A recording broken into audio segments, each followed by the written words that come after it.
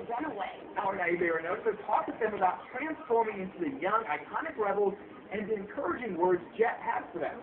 Joan Jett is smart, independent, strong. I understand she was on set almost every day.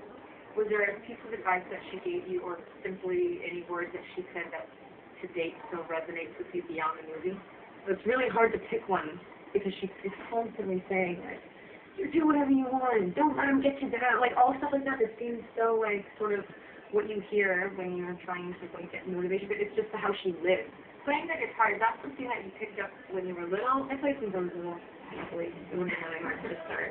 How about yourself, Dakota? Have you always been singing? No, I haven't. I've done it in one other movie, but nothing that was this iconic and this is so important that it sounds right. Michael Shannon is just awesome in the movie. He's a little abusive on screen.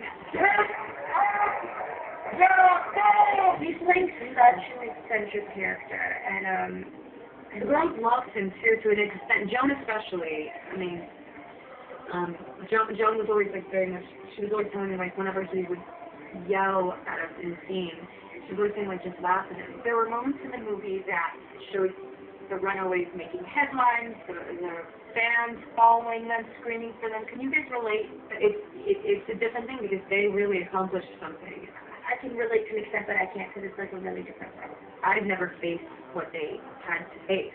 And so I feel really proud and I feel really lucky and I feel really grateful for all of that. But in terms of seeing like, you know, like in the movie when all the, you know, when they get famous and people are like calling their names and stuff, it is sort of a different thing. Sometimes you have to force yourself to like own it. And now you go right now, thanks for Hollywood Daily.